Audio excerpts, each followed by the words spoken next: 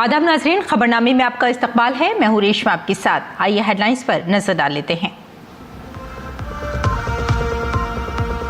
बिहार के 121 असेंबली सीटों के लिए 6 नवंबर को होने वाले वोटिंग के इंतखाबी मुहिम आज शाम 5 बजे हो गई खत्म।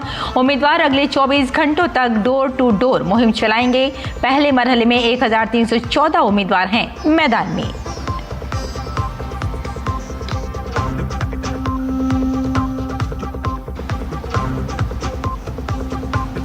बिहार इंतखाबात के पहले मरहले की मुहिम में कई बड़े अहम सियासी लीडरों ने झोंकी अपनी ताकत। 6 नवंबर को डाले जाएंगे वोट।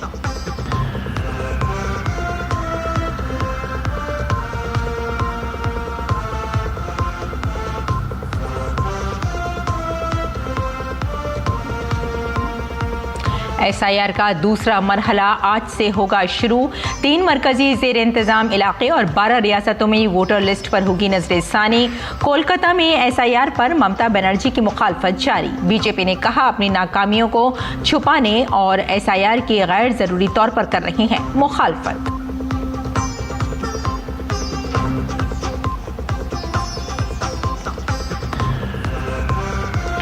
हिंदुस्तान और इसराइल के वज़राए ख़ारजा के दरमियान वफूद सतह की बातचीत। 2 तरफ़ा ताल्लुकात को मजबूत बनाने पर जोर।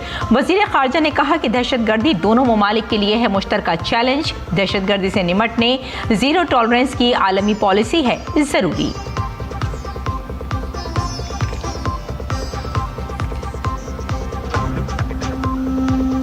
अमरीकी हुकूमत का जारी शटडाउन आज 35वें रोज में हो गया दाखिल।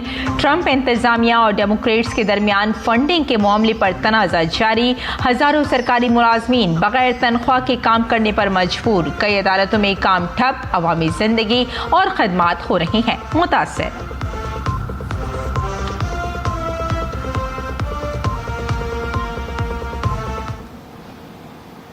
और आइए अब खबरों पर डालते हैं तफसील से नजर।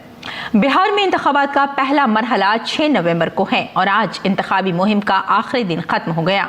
पहले मरहले में 18 अजला के 121 असेंबली हल्कों में वोटिंग होगी। 1314 उम्मीदवारों की किस्मत पर मोहर लगाने के लिए कुल 37.5 मिलियन वोटर EVM में अपना हक राय दही इस्तेमाल करेंगे। मिथिला, कोसी और मुंगेर डिवीजन की कई सीटें पर लोगों की नजरें बनी हुई हैं। 2020 के असेंबली इंतखाबात में NDA ने इन तीनों खित्तों में बढ़तरी हासिल की थी।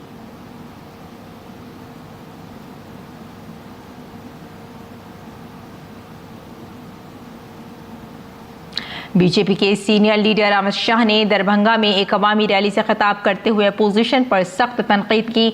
उन्होंने लालू यादव और राबड़ी देवी के दौरे हुकूमत में होने वाले घोटालों को अवाम के सामने पेश किया और कांग्रेस को भी आड़े हाथ लिया।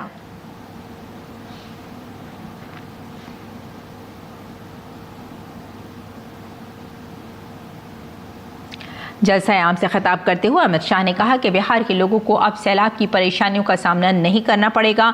हुकूमत सैलाब से बचाव के लिए मुसलसल काम कर रही है।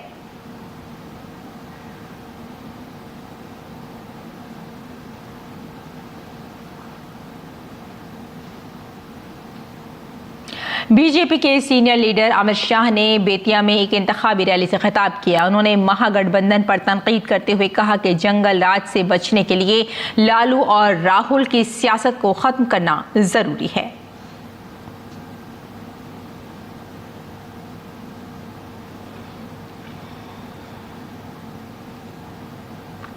बीजेपी के सीनियर लीडर अमित शाह जो बिहार असेंबली इंतखाबात की मुहिम चल रही है, उन्होंने मशरक़ी चंपारण में एक जलसा आम से खिताब किया। अपोजिशन पर तनकीद करते हुए अमित शाह ने अवाम से अपील करते हुए कहा कि इस बार एक भी सीट RJD को नहीं जानी चाहिए क्योंकि जंगल राज में तरक्की नहीं हो सकती।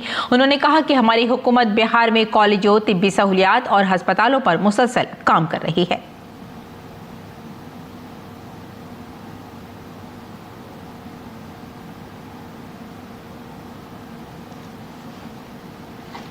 उत्तर प्रदेश के वजीर आला योगी आदित्यनाथ ने बिहार इंतखाबात के लिए दरभंगा में एक रोड शो किया जहां एक बड़ी भीड़ जमा थी। योगी आदित्यनाथ ने इस दौरान लोगों के इस्तकबाल के लिए हाथ हिलाकर उनका जवाब दिया।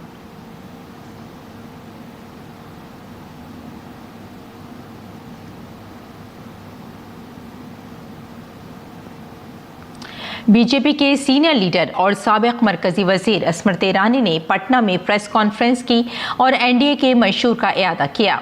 उन्होंने कहा कि एनडीए हुकूमत ने हर शोबे की तरक्की पर तवज्जो मरकूज की है। स्मृति ईरानी ने कहा कि चीफ मिनिस्टर एम्प्लॉयमेंट स्कीम के तहत एनडीए हुकूमत ने बिहार में 13 मिलियन खवातीन को फीकस 10,000 रुपये फराहम किए हैं, जो इख्तिदार में आने के बाद बढ़ाकर 2 लाख रुपए कर दिए जाएंगे।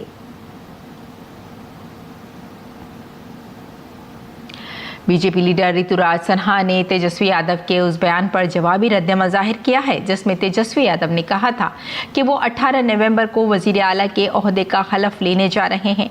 उन्होंने तेजस्वी के इस बयान को मुज़हिका ख़ैज़ करार दिया।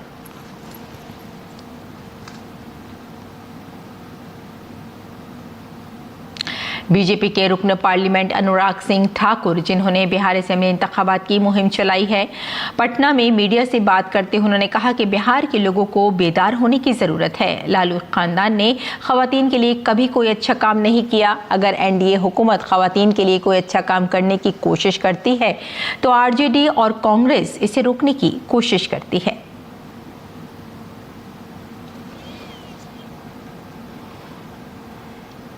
कांग्रेस लीडर राहुल गांधी ने बिहार असेंबली इंतखाबात के पहले मरहले के लिए मंगल को औरंगाबाद में एक रैली निकाली। रैली से खिताब करते हुए राहुल गांधी ने कहा कि अगर बिहार में महागठबंधन की हुकूमत बनती है तो वो तालीम पर तवज्जो देगी। उन्होंने कहा कि दुनिया की बेहतरीन यूनिवर्सिटी नालंदा में कायम की जाएगी।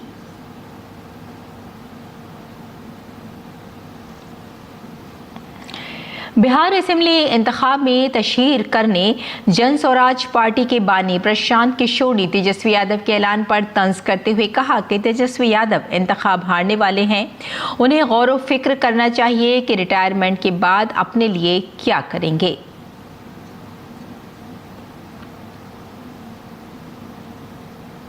बीजेपी के कौमी तर्जुमान सैयद शाहनवाज हुसैन ने बिहार इंतखाबात के सिलसिले में लालू प्रसाद यादव के खानदान को हदफ तनकीद बनाया। शाहनवाज हुसैन ने कहा कि लालू यादव इस इंतखाबात में एक गैर यकीनी सूरत हाल से दो चार हैं, चूँकि वो जानते हैं कि नतीजे उनके हक में आने वाले नहीं हैं और वो शिकस्त से दो चार होने वाले हैं।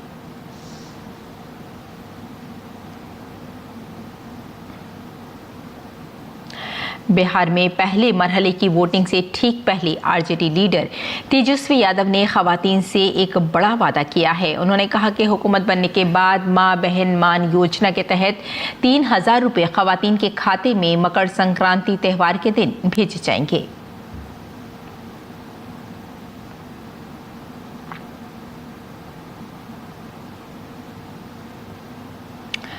और आइए अगली खबर का रुख करते हैं। सदर जमहूरिया द्रौपदी मुर्मू उत्तराखंड के 3 रोज़ा दौरे पर हैं। आज सदर जमहूरिया द्रौपदी मुर्मू ने नैनीताल में कुमाऊं यूनिवर्सिटी के 20वीं कन्वोकेशन में बतौर मेहमान खुसूसी शिरकत की। इस मौके पर सदर मुमलिकत ने होनहार तलबा को एजाज़ से नवाजा। अपने खिताब में उन्होंने तलबा की हौसला अफजाई की। उन्होंने कहा कि मुल्क की दीगर यूनिवर्सिटियों की तरह कुमाऊं यूनिवर्सिटी में भी तालिबात की तादाद ज़्यादा है।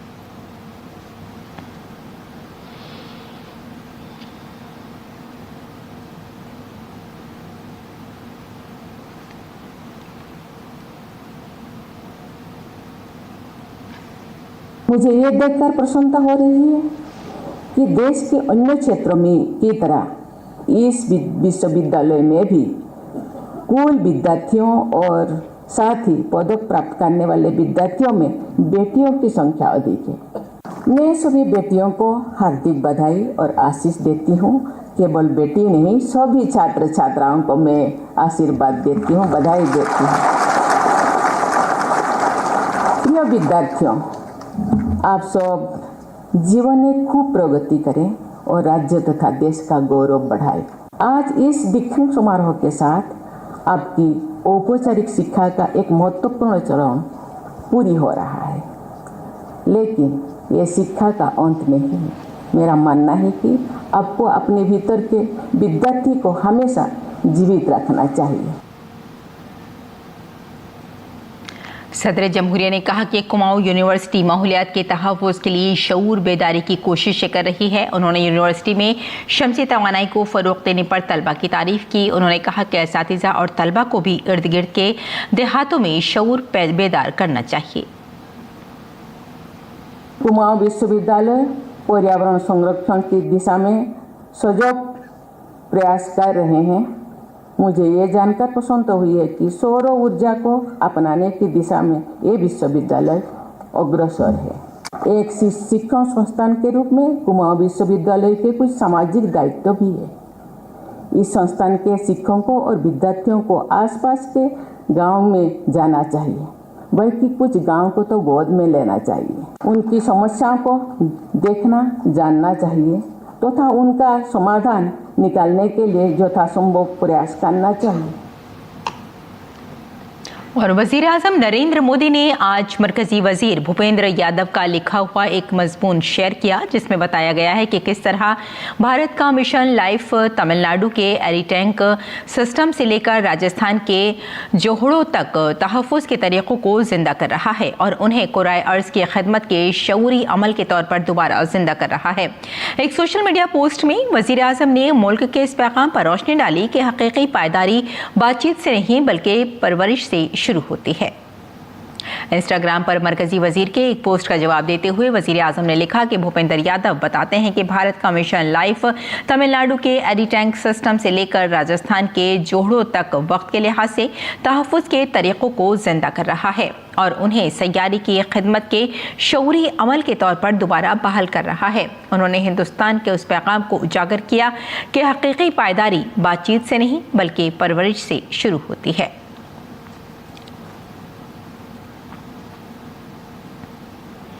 और all India digital life certificate मुहिम 0.4 पीर को शुरू की गई। इस मुहिम के दौरान पेंशनर्स के लिए मुल्क भर में 300 से ज़ायद मकामात पर कैंप लगाए जाएंगे, जहां पेंशनर्स अपना डिजिटल लाइफ सर्टिफिकेट बनवा सकते हैं। ये मुहिम DOPPW और CGCA पेंशनर्स एसोसिएशन ने शुरू की है और बहुत से बैंक में इस पूरी मुहिम में शामिल होंगे जो इस मुहिम को कामयाब बनाएंगे। हमारे नुमाइंदे दिवांशु मल्होत्रा ने इस मामले पर कंट्रोलर जनरल ऑफ कम्युनिकेशन वंदना गुप्ता से खास बातचीत की।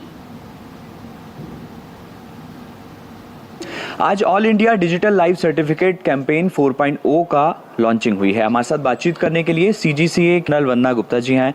मैम, किस तरह से ये कैंपेन अब चलने वाला है और कौन कौन से डिपार्टमेंट के ऐसे पेंशनर्स हैं जिनको इसको ऑर्गेनाइज करने के लिए जो नोडल मिनिस्ट्री है वो डिपार्टमेंट DOPPW है, लेकिन इसमें खाली टेलीकॉम डिपार्टमेंट के ही नहीं, डिफेंस के लोग भी जुड़ेंगे और दूसरे डिपार्टमेंट्स के भी जुड़ेंगे।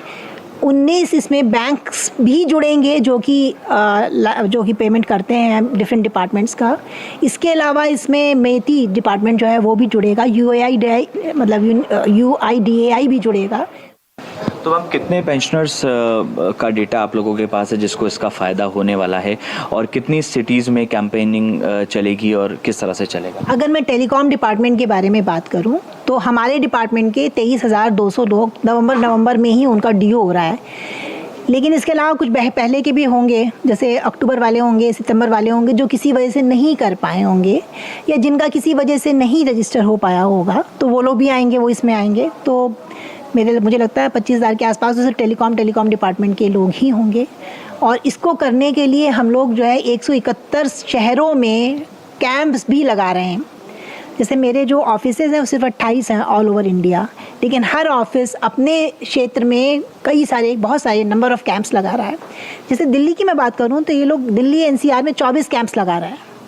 कुल मिला के हम लोग 320 कैंप्स लगाएंगे, जो पिछले साल सिर्फ 226 थे, वो भी अच्छा आंकड़ा था। उसके चलते हम लोग 98.2% DLC करा पाए थे, थोड़े ही कम रह गए थे।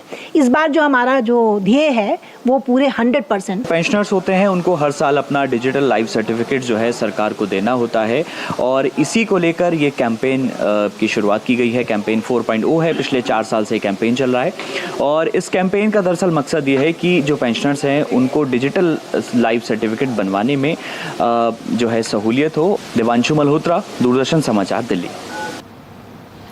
और भारत और इजराइल के वज़राए ख़ारजा के दरमियान वफ़द सतह की बातचीत के दौरान दोनों फरीकों ने दो तरफ़ा ताल्लुकात की मजबूती पर जोर दिया। दोनों ममालिक के वज़राए ख़ारजा की सदारत में हुई मीटिंग से पहले अपने बयान में वज़ीर ख़ारजा डॉक्टर एस जयशंकर ने दो तरफ़ा बातचीत में दहशतगर्दी, इलाक़ाई सलामती और भारतीय कारीगरों के मसलों पर रोशनी डाली। उन्होंने कहा कि दहशतगर्दी दोनों ममालिक के लिए मुश्तरका चैलेंज है और इसके तय ज़ीरो टॉलरेंस की आलमी पॉलिसी ज़रूरी है। We have stood together in testing times, and we have created a relationship with a very high degree of trust and of reliability. Our two nations face a particular challenge from terrorism. It is essential that we work towards ensuring a global approach of zero tolerance to terrorism in all its forms and manifestations. और election commission की खुसूसी नजरसानी मुहिम SIR का दूसरा मरहला आज से शुरू हो गया है। इसमें 9 रियासतों और 3 मरकज के ज़ेर इंतज़ाम इलाकों में तकरीबन 51 करोड़ वोटर्स शामिल हैं। गिनती का ये मरहला 4 दिसंबर तक जारी रहेगा। इस अमल में BLO घर घर जाकर आज से 1 माह तक वोटरों की मालूमात जमा करेंगे। वहीं 9 दिसंबर को वोटर लिस्ट का ड्राफ्ट पेश किया जाएगा। 7 फरवरी 2026 को आखिरी फहरिस्त शाये की जाएगी।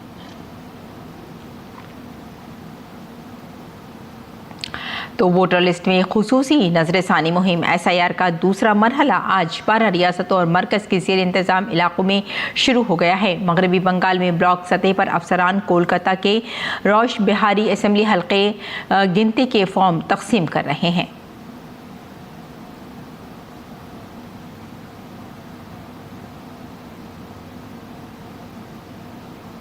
तो लखनऊ में खुसूसी नजरसानी मुहिम का काम शुरू हो गया है। इस अमल के एक हिस्से के तौर पर बूथ लेवल ऑफिसर्स BLOs घर घर जाकर वोटर्स लिस्ट में वोटर्स को गिनती के फॉर्म फराहम कर रहे हैं। BLO पर वोटर को गिनती के फॉर्म की 2 कापियां फराहम की और उसे भरने में उनकी मदद करेंगे। इसके साथ ही वो वोटर्स के जरिए भरे गए फॉर्म जमा भी करेंगे।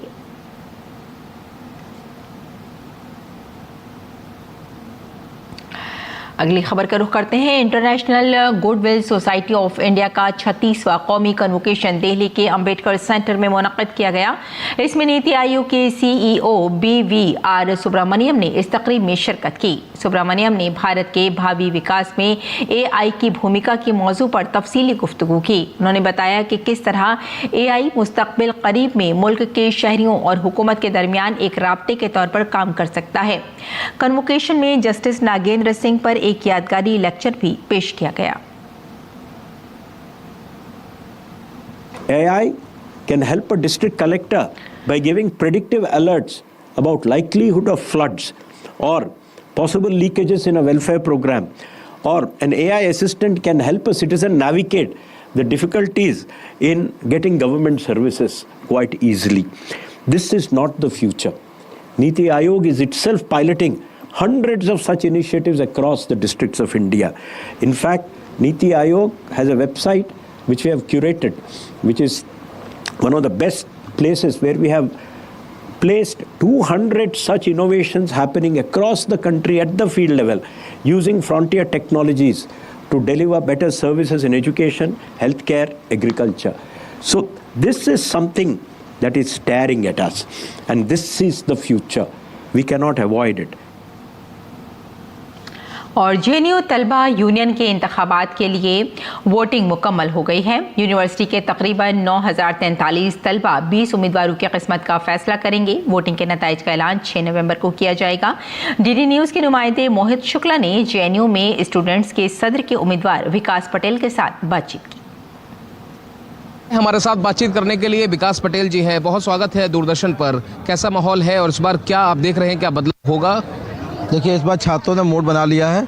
12 साल से लगातार यहाँ लेफ्ट लेड काउंसिल रहा है। 12 साल में जो JNU के मुद्दे हैं, बेसिक मुद्दे, वो रिजॉल्व नहीं हो पा रहे हैं और जो छात्र संघ है वो प्रशासन के साथ मिलकर भ्रष्टाचार कर रहा है और कैंपस में जो फंड आता है उसका प्रॉपर यूटिलाइजेशन नहीं हो रहा है। कौन सा ऐसा फंड है जो इसका सही से इस्तेमाल नहीं हो पा रहा है? क्या क्या आपकी बेसिक नीड्स हैं? क्या क्या इसके अलावा और भी दूसरी परेशानियाँ क्या हैं और क्या अब मांग है? देखिए, यहाँ की जो बिल्डिंग है वो जर्जर हो चुकी है। हॉस्टल में जो छतें गिरना वो आम बात है। कभी टॉयलेट गिर जाता है, कभी रात में छत गिर जाता है, कभी लाइब्रेरी छत गिर जाती है।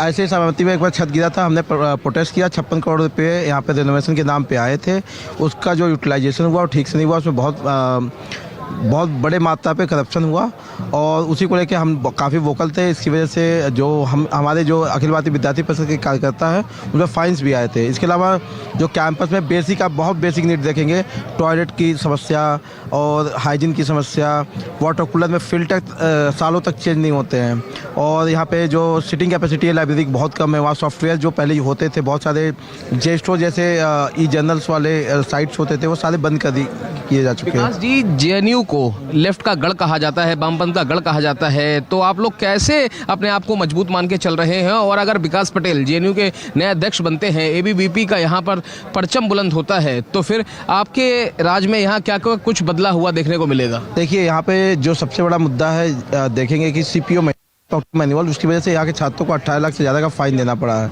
इसके अलावा 100 मीटर का दायरा, प्रोटेस्ट को कहीं ना कहीं कर्टेल करने का काम किया जा रहा है।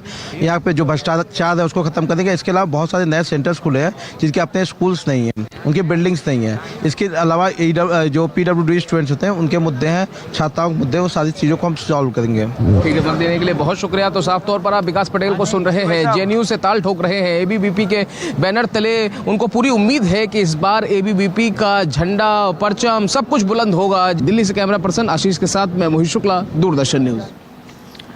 और छत्तीसगढ़ के सुकमा जिले में सिक्योरिटी फोर्सेस ने माओवादियों के खिलाफ एक बड़ी कामयाबी हासिल की है। डिस्ट्रिक्ट रिजर्व गार्ड DRG की एक टीम ने एक माओवाद ऑर्डिनेंस फैक्ट्री को तबाह करके बड़ी मकदार में हथियार और गोला बारूद बरामद किया। एक खुफिया इत्तला पर कार्रवाई करते हुए DRG ने जंगल में सर्च ऑपरेशन शुरू किया और माओवादियों के ठिकाने से 17 राइफलें, एक रॉकेट लॉन्चर और हथियार बनाने के सामान बरामद किया। बताया जा रहा है कि ये ठिकाना माओवादियों के लिए हथियार तैयार करने का एक बड़ा मरकज था। सिक्योरिटी फोर्सेस की इस स्ट्रेटेजिक कार्रवाई को नक्सल से मुतासिरा इलाकों में माओवाद नेटवर्क के लिए एक बड़ा धचका माना जा रहा है।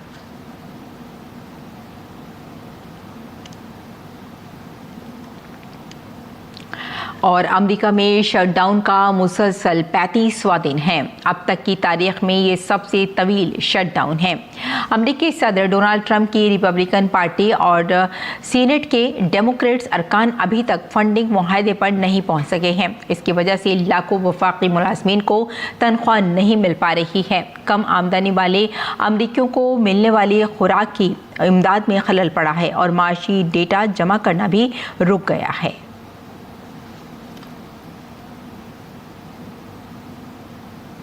तो नाज़रीन, खबरनामे में फिलहाल इतना ही। इजाज़त दें, आदाब।